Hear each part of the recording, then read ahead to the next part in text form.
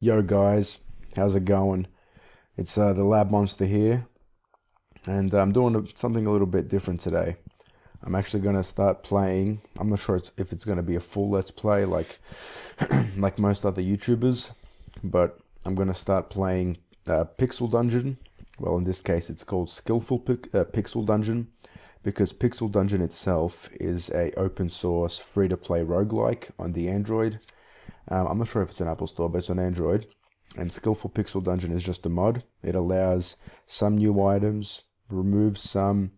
Also, it adds a mana system, an active system, for spells and whatnot. And before I start playing, I was going to talk about something. Oh yeah, this game recently came out on Steam, the vanilla version. Unlike its Android counterparts, it's $5, which I'm pretty sure is going to be worth it because I'm a big fan of the original, and for some reason, vanilla updates always make me more hype than non-vanilla updates, such as these mods. And they said in one of their discussion, posts on Steam, that there are new updates, but they're not going to tell us what they are.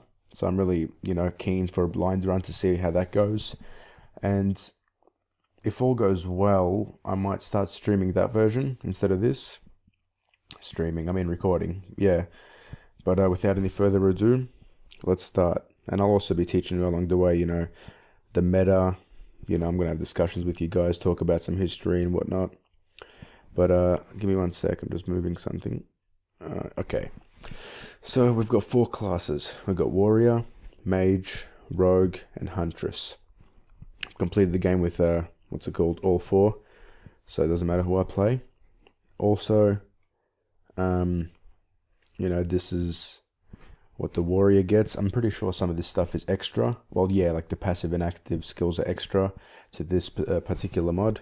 It also says it there, and there. There's also mastery, which says the 2 subclasses that you can acquire from a book when you beat the second boss, which I've already done for all 4, just to make stuff more interesting for you. But yeah, I'm just going to start with, the classic, class. We're going to go warrior. And this is also new to skillful. I'm going to go normal because it's similar to standard. And yeah. Also, I'm sorry that there's no in-game sound. Excuse me. I'm sorry that there's no in-game sound. I couldn't find a way to play sound without my voice being recorded onto the Android. So for now, we're going to have to do it like this. Alright, before I continue, let me just explain some things. Okay, bottom left, you'll see a clock. Since this is a turn-based game, you can obviously, wait your turns. Like, say you got a debuff that has to wear off and you don't want to be walking around, yada yada.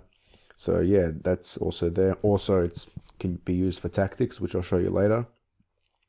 Next to it is a magnifying glass, which, if you press it, it wastes, I think, a couple of turns, but it searches that radius. I'll do it again.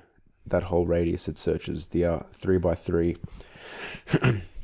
And what that's useful for is secret doors and traps. But sometimes, I don't know if it's through RNG or if it's static, but you can sometimes just find, secret doors and traps without doing that. So say I walked here, if I'm lucky, that tile right here under me, could glow up and say, oh, there's a trap there, whatever.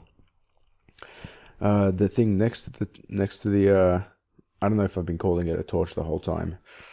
I meant magnifying glass, but the thing next to it, if you press it and then press on something, it examines it.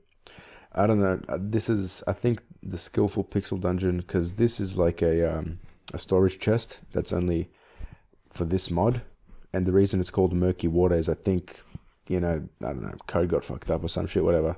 That's not important. But yeah, you can press like wall. There is nothing there. Depth entrance. Stairs lead to the upper depth. What's funny, if you go on it, one does not simply leave Pixel Dungeon. That's pretty charming. You got murky water. And sometimes it says tips. In case of burning, step into the water to extinguish the fire. And then next to the question mark, which is new to this game, are your actives. So I got Smash and Smite, and the MP bar is, top left. Anyways, when you go in here, which is top left, when I'm pressing the icon, you can go to catalogs. and you can see which scrolls have been identified and which haven't. You can also go to journal. That'll say stuff like, found a shop on this level or found something on this level. And you got skills, which again is specific for this mod. So I'm just going to put them up.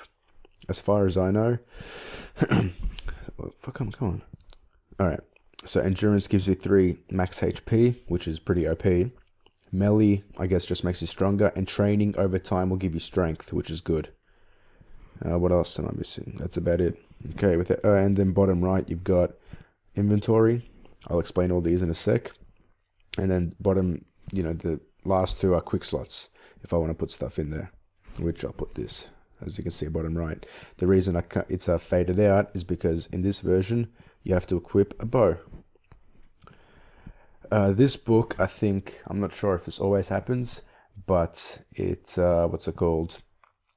It's like with each patch, they give you freebies. For example, if I read, I get 30 arrows, as you can see, bottom left. So, yeah. This book right here, the Tome of Mastery, is when you defeat the second boss, you get 2 subclasses. There's Gladiator, which is if you start a 3-hit combo, is that what it says? Oh, if you get a successful hit, the next hit, if it's successful and not dodged, will do more damage than the previous, but if it is dodged, it's reset. And the Berserker enters a state of wild fury, meaning the lower your health, the harder you hit. I usually play Gladiator because I usually like to heal. That's my meta. And yeah, you can zoom in and zoom out. So yeah, 7 minutes of talking. I'm so sorry, but it had to be done. I'll explain other stuff along the way, but yeah, let's get started. So we're walking. I'll go up. Sorry about my coughing as well. I'm just feeling a bit sick. Not sick, but a bit groggy. So you enter the door, and suddenly we've got a weak, it doesn't say weak, but marsupial rat. I'm not going to read that out. You can pause it if you want. Now, I can either tap the mouse and attack, or bottom right above the arrows, there's a red thing with the mouse, or I can just press that. Yeah, that's how you attack. But sometimes it's better to press on them. Say you're surrounded by a few enemies, like for example a crab and a knoll. Then you would, and just say you want to get rid of one before the other, you would press them manually as opposed to the automatic thing bottom right. Okay, so I could either keep fighting them. Oh, by the way, in this version they turn into zombies afterwards. So I can either keep fighting them like that, and sometimes they might dodge, which I'll try to get him. See, look, I'm getting fucked up here. Like for one turn, they're hitting me twice. So what your goal is to go into a corridor where only one can hit you. Also, in this game, you get 100% accuracy if you hit someone or something that hasn't noticed you. In this case, the meta of this game is making them open a door because this counts as a surprise. And that's an accurate hit, 100% accurate hit.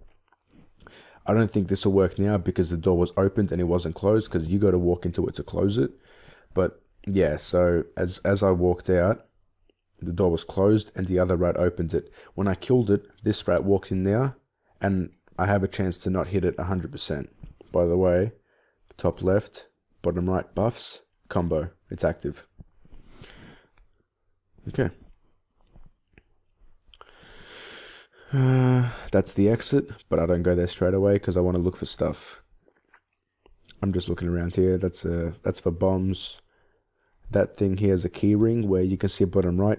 It opens up another inventory specifically for keys, and you can get 3 more for scrolls, seeds, and wands. That's food. This has a hunger system, a hunger mechanic, I should say, which I'll show off when I get hungry. So we've got some chests. Some of these can be mimics, and which is also specific to this mod.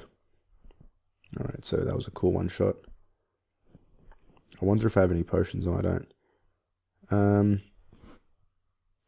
It's very possible that I could die. This game, honestly, I don't care if I die. I'm just showing, yeah, it doesn't matter. Also, when you die, everything that's unidentified becomes identified. Alright, we'll start again.